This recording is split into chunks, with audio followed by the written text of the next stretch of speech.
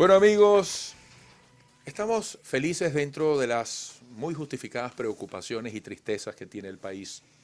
Hemos disfrutado, gracias a nuestros muchachos de la Sub-20, la Vinotinto, de este Mundial de Fútbol Corea, con una expectativa y una emoción crecientes.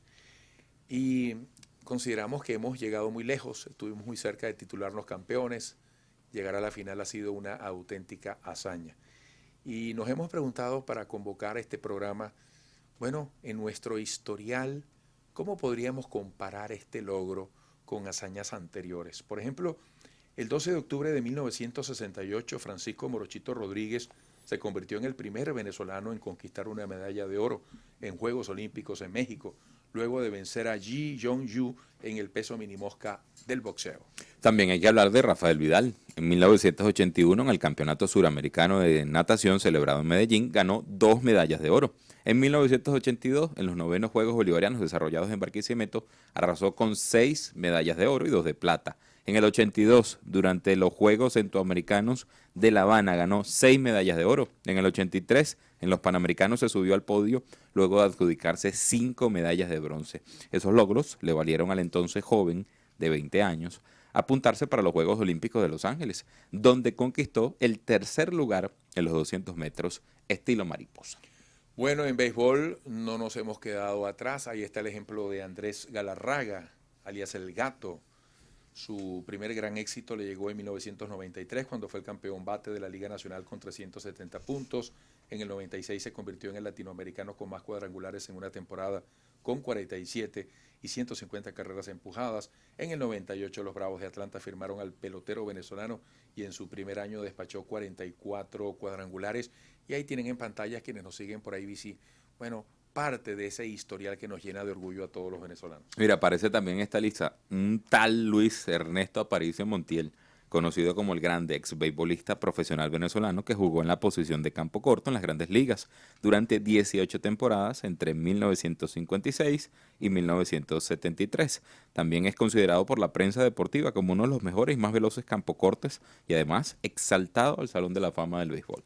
El único, ¿no? Bueno, Miguel Cabrera, el maracayero famoso que ganó bate de plata en 2005, bate de plata en la Liga Nacional 2006, bate de plata en la Liga Americana 2010, título de bateo en la Liga Americana en 2011, 2012. Es decir, tantos galardones. Sí, nos podamos un poquito más cerca, 2016, en las Olimpiadas de Río de Janeiro, la medalla de plata por triple salto le tocó a la atleta venezolana Yulimar Rojas, 2 de bronce. Las concretó el boxeador Joel Finol y la ciclista Estefany Hernández. Rubén Limardo, esgrimista venezolano, medallista olímpico, segundo en el Campeonato Mundial de Esgrima en Budapest 2013, múltiples veces medallista panamericano, quien ha representado a Venezuela en los Juegos Panamericanos de Santo Domingo. Bueno, también es medalla de oro. Juan Fernando Arango Sáenz, considerado como el mayor exponente del fútbol venezolano en el exterior desde el año 2000 y uno de los mejores cobradores de tiro libre. Bueno, están muchas hazañas. Efraín Sabarce, Alicán diría, bueno, ¿dónde ponen a Cañonero? Por ejemplo. Y Gustavo Ávila.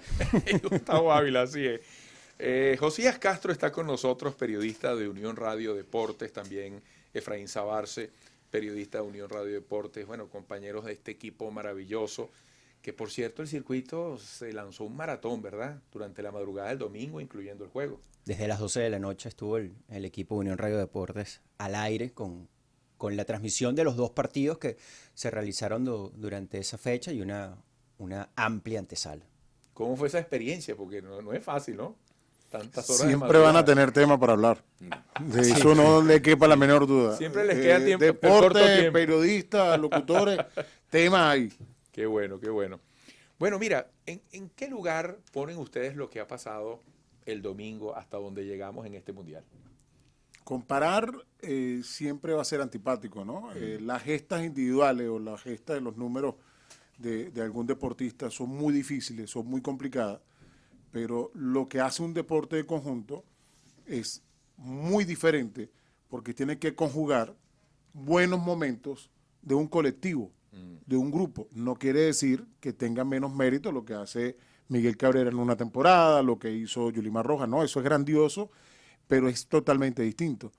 Y trascender en el fútbol es bastante complicado porque lo que le destinan en recursos económicos en la formación, en la competencia, en los procesos de precompetitivos y competitivos, todos los países afiliados a FIFA, que son más los que están afiliados a la ONU, hace aún más difícil trascender en un evento de FIFA. Colombia tiene una tradición y una historia futbolística impresionante, lo tiene Chile, lo tiene Paraguay a nivel de fútbol, los países de Sudamérica, y no han llegado a una final de una Copa del Mundo. En fútbol no lo han llegado. Eso no quiere decir que ellos sean malos. Al contrario, le da mayor trascendencia, Efraín, a lo que hizo Venezuela, trascender. Y nunca entrar en la antipatía de que no, que lo que hizo el básquet es malo y lo que hizo el béisbol en el 41 no vale. No, vale muchísimo. Pero trascender en una Copa del Mundo en fútbol, quizás todavía en Venezuela no se le da la gran dimensión que por mucho tiempo vamos a tener y que esperemos no sea la única, aunque va a ser o es complicado para cualquiera llegar a una final. Ahora, es sorpresa, fíjate, y se lo va a preguntar por la gente. Los jugadores vino tinto, los chamos de la sub-20, cada vez que los entrevistaban, agradecían muchísimo a la gente que madrugó con nosotros, que está pendiente. Sabemos además lo que pasa en el país y queremos darle una alegría. Cuando se habla de lo logrado con estos chamos, hay que acostumbrar a la gente a mayores éxitos. Se lo voy a preguntar por un comentario que escuché de un periodista deportivo argentino. Él decía, no hay que tener duda que si esta camada continúa haciendo lo que está haciendo las cosas, Venezuela prácticamente tiene asegurado un cupo del Mundial de Mayores. Se lo pregunta Efraín, además, conocedor del béisbol, donde la gente está acostumbrada a por lo menos a seguir a sus pelotores en grandes ligas, al alto nivel, donde está acostumbrada a ver con la mayor de las expectativas a su selección en un clásico mundial.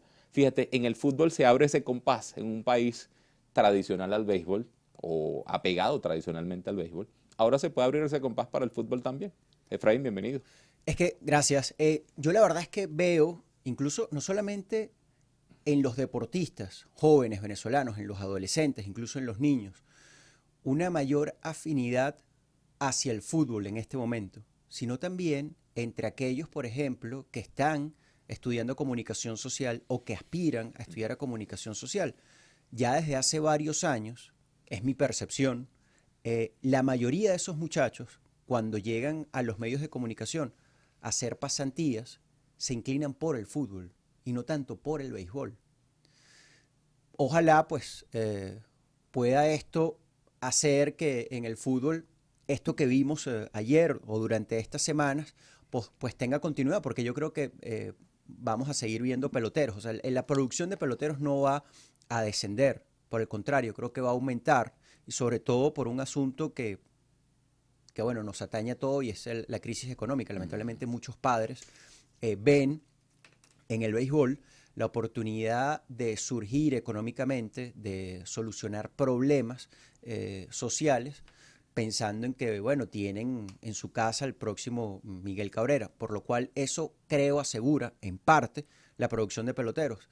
Lo que sí me gustaría es pensar que esta percepción, Josías, que yo tengo, que la mayoría de los muchachos en este momento se inclina por jugar fútbol y no béisbol, pues siga dando como resultado gestas como las que se completaron ayer. El talento lo hay.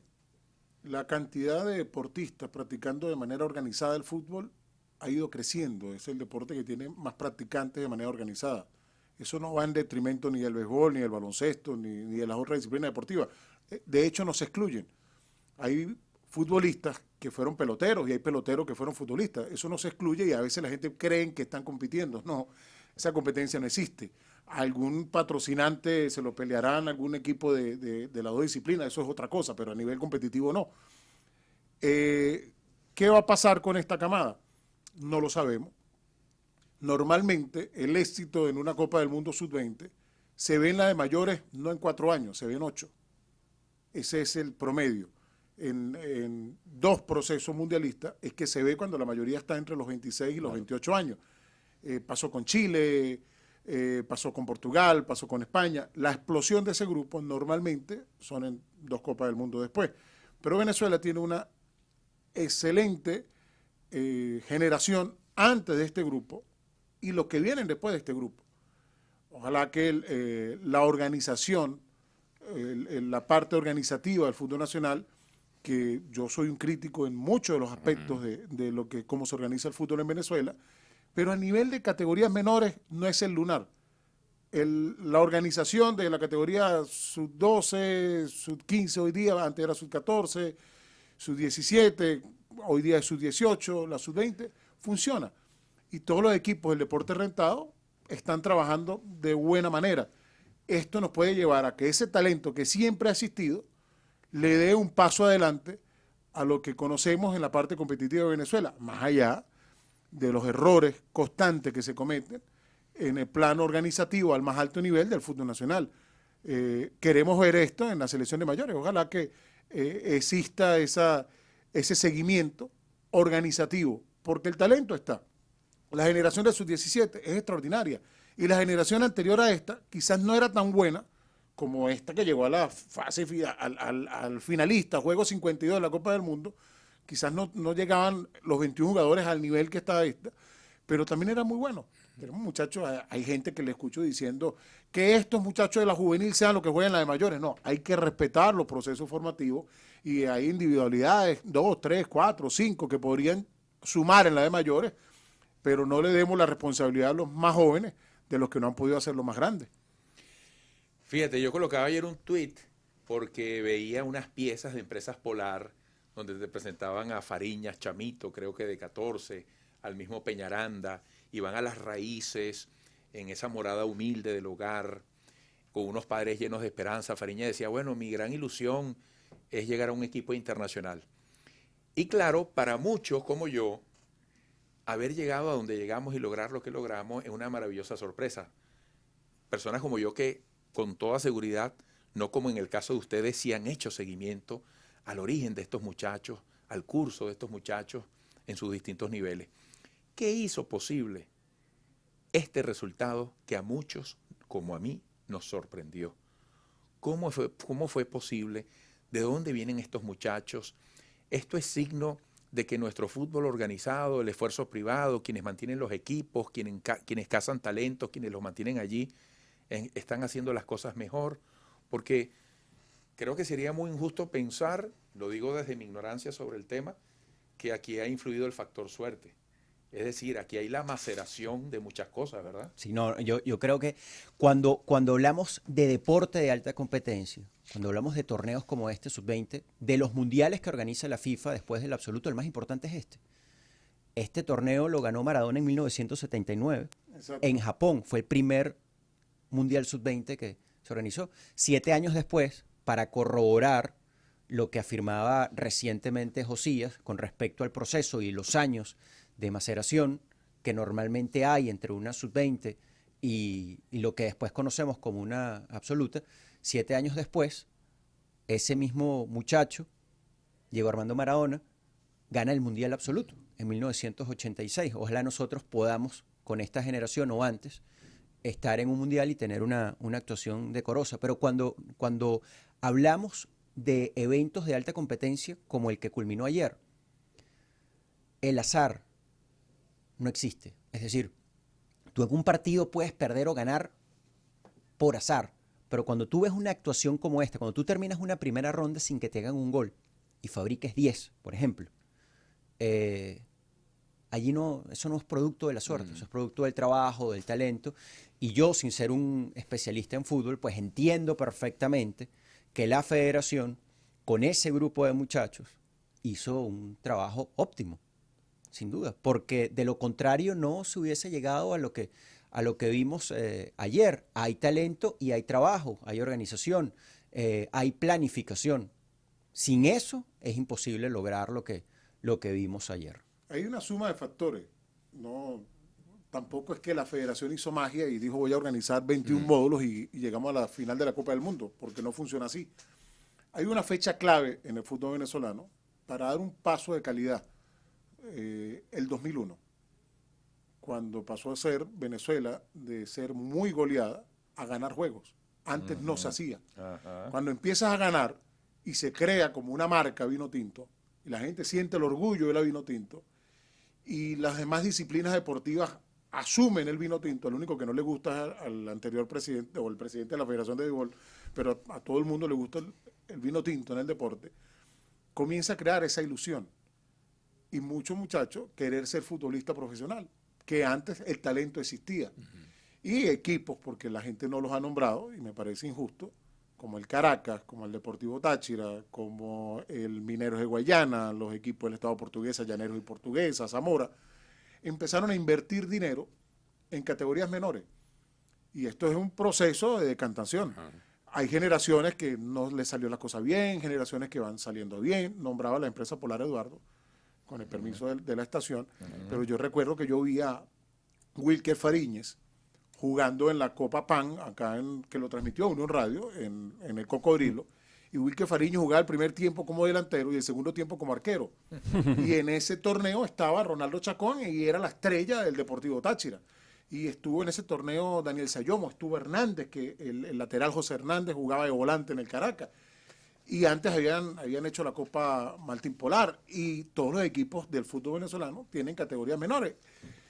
El papá que le invierte un dinero al muchacho. A mí me explicaba Johnny Ferreira, el entrenador de Monaga, me dice: Josías, a los 12 años Samuel Sosa se mudó de Valencia a Caracas, pendiente su primo, que es José Martínez, porque él quería jugar y estaba en las menores del Caracas, y algo no le gustó, y después el papá se lo llevó, o la familia, al Táchira, siendo carabobeño, antes de los 15 años.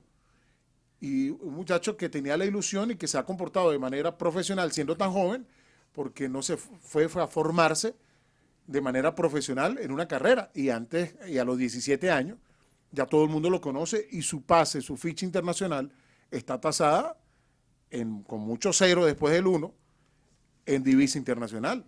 Bueno, tuvo la ilusión, los padres se sacrificaron, el entrenador que lo ayudó a formar, los equipos que lo hicieron y la federación, en la parte que yo no les critico, organizaron bien lo que son la categoría menor y agarraron a estas selecciones, no solamente esta sub-20, la sub-17 han trabajado bien, la sub-15 ha trabajado bien en las generaciones anteriores, y se llega a que un talento que existía a ser competitivo, porque antes hemos tenido talento y no hemos sido competitivos.